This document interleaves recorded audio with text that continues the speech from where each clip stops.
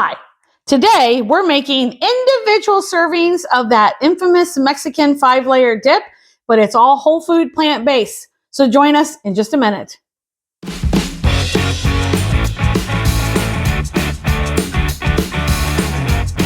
Hi, welcome back to One Dish, Two Ways. I'm Sheila, and behind the camera is my husband, Joe, and we are a household that eats two different styles. I eat whole food plant-based to cure my migraines, and Joe eats a standard American diet, sometimes skewed towards keto. And so we want to show people that it's really not that hard. You can make it work. So today we're doing the infamous 5-layer dip. Sometimes it's 7-layer, the Mexican dip. So I'm only doing it one dish, but I'm going to give you a ton of tips about that dish.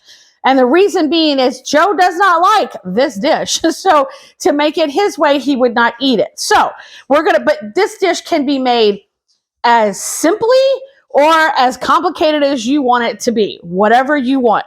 So the first layer is always your beans. And so this is one change I'm already making is I'm going for black beans instead of pinto beans, which make refried beans, but I'm still going to blend them as if they were refried beans. Now, once again, you can buy a can of refried beans, but I haven't found any that don't have a ton of oil that sits at the top. So that's why I'm doing it this way. So I'm going to start with the beans. I've rinsed them, but I left a little bit of the water because I'm going to need something to get these to blend. So I just added a little bit. So I've got the beans. I'm going to add my taco seasoning to the beans. I'm going to add just 1 tablespoon, which should be enough. This is my homemade taco seasoning. If Joe can link the video, it can be up there. So 1 tablespoon of that. And then another layer I wish I had thought about when I went to the store, and I did not, is jalapenos, and I don't have any, and I do like that zing, so I'm going to add a little bit of hot to this layer, and so I'm going to add a couple dashes of, well, probably a tablespoon of sriracha. So I'm going to take this over to the food processor and blend these up to where they look like refried beans, and I'll be right back. Okay, I'm back. So this is what they look like. So they're not completely pulsed like hummus, but they're more pulsed than just the cans out of the beans. So let's stir this up. Oh, I can smell that hot sauce. Here's the other thing I've decided to do. Number one, I don't have a clear dish that this dip can be all beautiful in without making a massive amount. And since I'm the only one that eats it, that's not going to work. So I decided to show you a different way to do it, and that is to make it into individual portions. So this way you can still see the layers. And with these so tonight I plan to eat it with celery.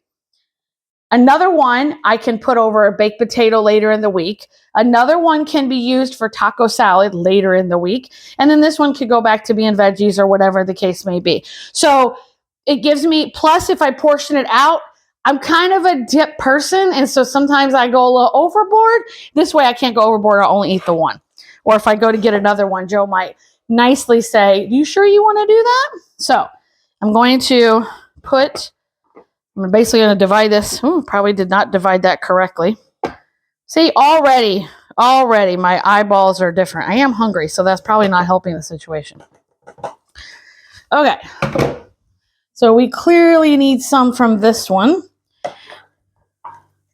A little bit more from this one, because that's going to be your first layer.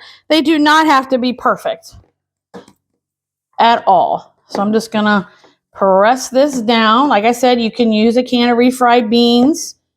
You could use you could use the black beans like I have. I have sweet potatoes, and so I have a feeling I'm going to put this over some baked sweet potatoes, and I absolutely love sweet potatoes and black beans together. There's just something about that combination that my mouth just really loves. So that's our first layer. The next layer is going to be the avocado. Again, you can make this as fancy as you want. You can make full-on guacamole. You could get the guacamole already at the store, whatever you want to do. Joe, can you get me a fork? I forgot to get it so I can smash this down. So again, you can make this as fancy or unfancy as you want it to be. I just got 1 avocado, and that's what I'm just gonna mash it up to put on the next layer. Now, the reason I would always do the avocado layer next is because your next layer is your creamy layer, and you want to make sure that if you're not going to eat this right away and you're not planning to add lemon juice or anything to this or lime juice, if you cover it, it's going to keep it from oxidizing, because you're going to keep that the oxygen away from it so it won't brown. Okay.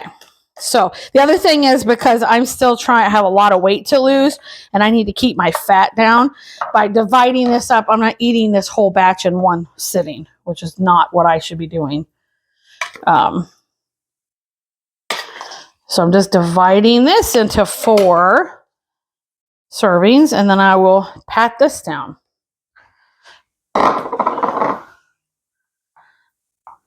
Oh, this is going to be so good. Again, I'm not looking for perfection here. But well, that was weird. In the end, what was that? Is that a bowl or something? Okay. So we have that layer. Next, we need our creamy layer. So generally, that is sour cream. Well, I don't eat sour cream. They do make dairy-free sour cream, but I already had dairy-free unsweetened plain yogurt, and I did that before I went whole food plant-based. I always use Greek yogurt for everything, so that's my plan. Is I'm just going to use this because it's unsweetened. Excuse me. So I'm going to use 1 tablespoon on each one.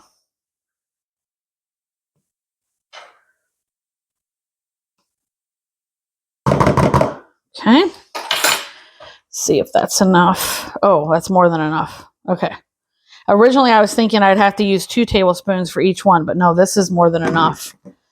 So you can see these layers growing, and you could add seasoning to this layer. You could mix your salsa and your cream layer together.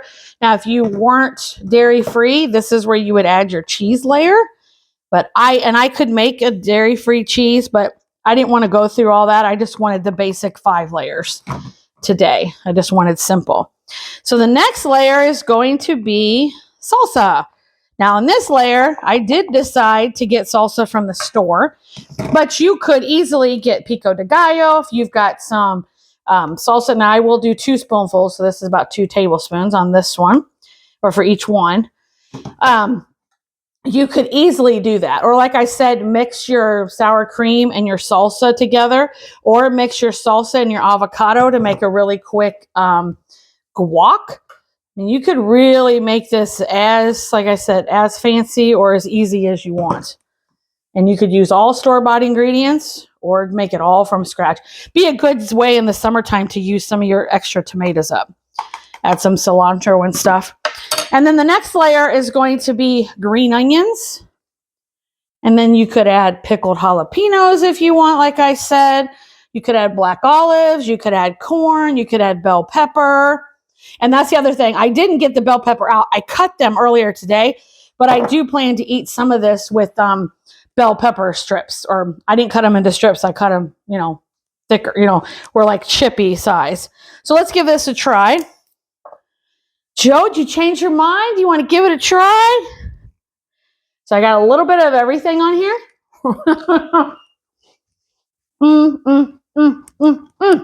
This is phenomenal.